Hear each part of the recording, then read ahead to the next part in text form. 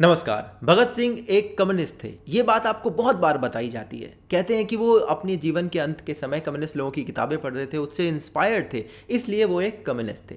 मैं कहता हूँ कि ये बात एक नैरो माइंडेड ओपिनियन है और आज एक ब्रॉडर पिक्चर देखेंगे तब आपको रियलिटी कुछ अच्छे से समझ में आएगी।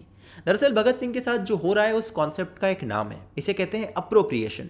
जब कोई गुट या कोई कम्युनिटी एक तरह के इंसान को, आइकन को, किसी ट्रेडिशन को अपना बताने लगे और जबकि ऐसा ना हो तब इसे कहते हैं अप्रोप्रिएशन।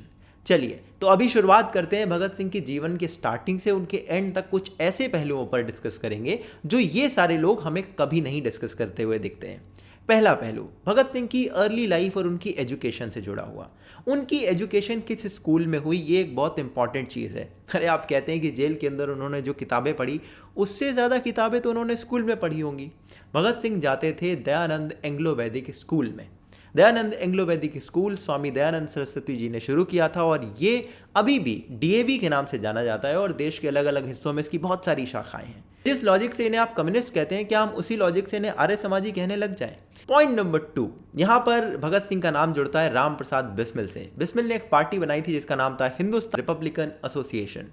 इस पार्टी के लोगों ने कई सारे विद्रोह करे अंग्रेजों के खिलाफ, जिसमें बहुत पॉपुलर था काकोरी कांड। यहाँ पर राम प्रसाद बिस्मिल और उनके साथियों ने जब एक ट्रेन लूटी तो अंग्रेजों ने इस पार्टी के मैनिफेस्टो द रिवोल्यूशनरी को कोर्ट में एक सबूत के तौर पर पेश करा था। भगत इस पार्टी के मेंबर बने और राम प्रसाद बिस्मिल के बारे में अगर आप थोड़ी सी इंफॉर्मेशन रखें तो आपको पता चलेगा कि वो भी एक आर्य समाजी थे। यहाँ पर मैं इस पार्टी से भगत सिंह के जुड़ने को क्यों इतना एम्फेसाइज कर रहा हूँ, उसके 2 रीज़न हैं। पहला, ये पार्टी चलाने वाले खुद में एक आर्य समाजी थे।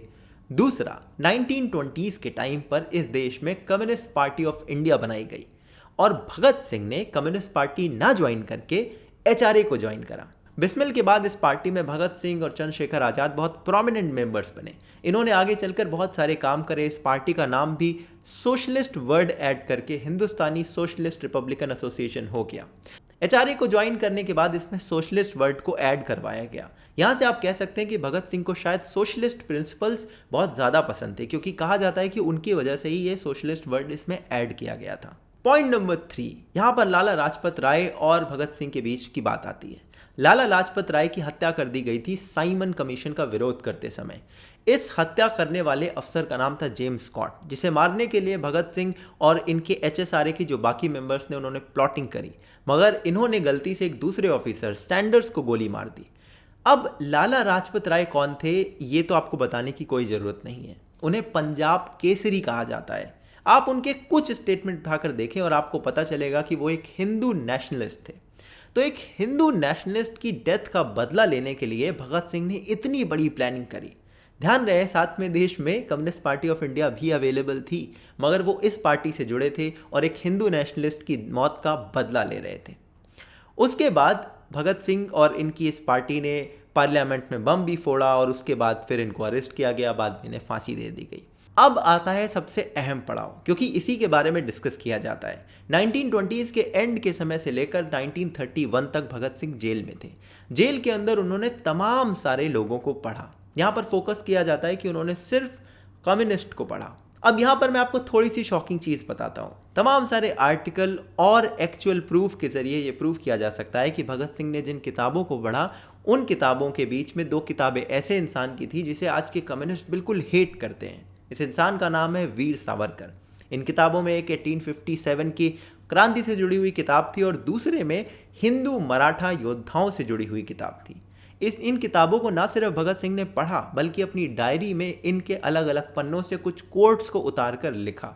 और ये बात आप कई सारे न्यूज़ आर्टिकल में वेरीफिएबल इंफॉर्मेशन है, जाकर खुद भी पढ़ सकते हैं। तो क्या आप कह दिया जाए कि भगत सिंह एक हिंदुत्व आइडियोलॉग से इंस्पायर्ड थे, जिस तरह से आप कहते हैं कि वो लेनिन से इंस्पायर्ड थे? दूसरी बात यहाँ पर यह है कि लेनिन उस समय एक बहुत बड़ा फिगर था पूरे देश में, पूरी दुनिया में।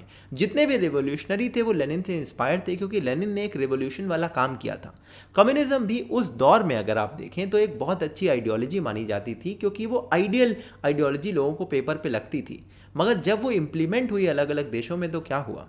सिर्फ आप सोवियत यूनियन की बात करें, लेनिन के बाद वहाँ पर स्टालिन आया। स्टालिन की वजह से कितने मिलियंस ऑफ लोगों का ब्लड बाथ हुआ। जिन जिन कंट्री में ये आइडियोलॉजी टेस्ट करी गई वहाँ फेल हो गई, ऑटोक्रेटिक रेजीम्स आ गई, लोगों की मौतें हुई।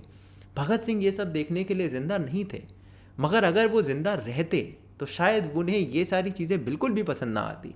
हो सकता है वो लेनिन से इंस्पायर होते, हो सकता है वो कम्युनिज्म के कुछ प्रिंसिपल से इंस्पायर होते, जिस तरह से वो आर्य समाज के प्रिंसिपल से इंस्पायर रहे होंगे, जिस तरह से वो वीर सावरकर की किताबों से पन्नों से कुछ कोट्स उतार कर इंस्पायर रहे, उसी तरह से हो सकता है वो कम्युनिज्म से भी कुछ बातें लेकर इंस्पायर होते। बट ये एक तरफा नैरेटिव सेट कर देना कि वो एक कम्युनिस्ट थे, मुझे नहीं लगता पूरी तरह से सही है। अगली इन्फॉर्मेशन जो मैं दे रहा हूँ ये कुछ लोग क्लेम करते हैं, हालांकि बहुत ज़्यादा जगह इसके सबूत नहीं मिलते, मगर ये कई सारी जगह आपको फिर भी मिल जाएगी, इसलिए मैं आपको बता रहा हूँ, आप अपनी तरफ से जाकर भी इसे वेरीफाई करें। भगत सिंह ने वीर सावरकर की लिखी हुई किताब का 3rd एडिशन प्रिंट करवाया था। 1909 में वीर सावरकर ने जो 1857 की क्रांति पर किताब लिखी, उसको अंग्रेजों ने बैन कर दिया बाद में, और उसके लिए उसका 3rd एडिशन बताते हैं भगत सिंह ने इंडिया में प्रिंट करवाया। अच्छा, जो लोग ये क्लेम करते हैं कि भाई भगत सिंह ने लेनिन की कुछ किताबें पढ़ी इसलिए वो पूरी तरह से कम्युनिस्ट हो गए, उनके लिए एक इंटरेस्टिंग चीज़ बताता हूँ। जब 1909 में वीर सावरकर लंदन हाउस में रह रहे थे तो वहाँ पर उनसे और लेनिन के बीच की मीटिंग को फिक्स करा गया और उन दोनों के बीच में मीटिंग हुई। जिस दौरान सावरकर लंदन हाउस में रहे उस दौरान 4 बार लेनिन लंदन हाउस का दौरा करने पहुँचे थे। तो अब आप ये कह सकते हैं कि वीर सावरकर एक कम्युनिस्ट थे, क्योंकि आपकी जो लॉजिक, जो आइडिया है वो तो यही है कि आप वन साइडेड बात बताएंगे कि इन्होंने 4 किताबें पढ़ी इसलिए वो कम्युनिस्ट हो गए। अब मैं आपको बताता हूँ कि कुछ चीज़ें जो भगत सिंह के बारे में मुझे लगती हैं। मुझे ऐसा लगता है कि भगत सिंह मेरे, आपसे और जितने लोग उन्हें कम्युनिस्ट बताते हैं उन सब से बहुत ज़्यादा ऊपर की चीज़ थे। वो बहुत कॉम्प्लेक्स इंसान थे। दरअसल जितने भी ग्रेट लोग होते हैं, जो ग्रेट थिंकर्स होते हैं, वो अपने ज़माने की कई सारी आइडियोलॉजीज़ को पढ़ते हैं, समझते हैं, उनसे इंस्पिरेशन लेते हैं।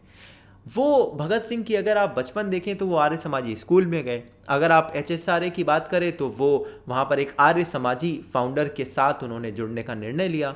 उन्होंने कम्युनिस्ट पार्टी नहीं ज्वाइन करी, उन्होंने HRA को HSRA करा, यानी सोशलिज्म वर्ड ऐड करा, यानी कि वो सोशलिज्म से भी इंस्पायर्ड थे। उन्होंने लेनिन की किताबों को पढ़ा और वो एक खुद में एक रेवोल्यूशनरी थे, इसलिए वो दूसरे रेवोल्यूशनरी से इंस्पायर रहे होंगे। उन्होंने नहीं देखा कि बाद में कम्युनिज्म कैसे अलग अलग जगह फेल हुई, ब्लड बाथ हुआ वगैरह वगैरह। बट उसके साथ साथ उन्होंने हिंदुत्व आइडियोलॉग की किताबें भी पढ़ी, उनको रीप्रिंट करवाया, बताते हैं, उनको बताया कि उनकी किताबों के कोट्स को अपनी डायरी में उन्होंने उतार कर रखा। तो भगत सिंह को एक किसी भी बक्से में बंद करना बिल्कुल इम्पॉसिबल है। भगत सिंह हमारे और आपसे बहुत ऊपर की चीज़ थे और उन्हें उसी तरह से याद किया जाना चाहिए, a great thinker that he was. यही है मेरे थॉट्स इस पूरे के पूरे सवाल पर। अब आप खुद से पूछिए, तो क्या भगत सिंह एक कम्युनिस्ट थे? और मुझे इस सवाल का जवाब कमेंट सेक्शन में बताइए। मैं आपसे मिलूंगा किसी और वीडियो में सुबह 9:30 बजे ऐसे डिस्कस करते हुए। मेरे काम को अगर आप पसंद करते हैं, सपोर्ट करना चाहते हैं, पेट्रियन और इंस्टा मोजो के लिंक आपको डिस्क्रिप्शन और पिन कमेंट में मिल जाएंगे। लाइक करें इस वीडियो को, शेयर करें हर उस इंसान के साथ जिसने आपको बताया हो कि भगत सिंह एक कम्युनिस्ट थे। सब्सक्राइब करें इस चैनल को और मैं आपसे मिलूंगा इसी तरह की एक और वीडियो में। तब तक के लिए अपना ध्यान रखिएगा। जय हिंद, वंदे मातरम।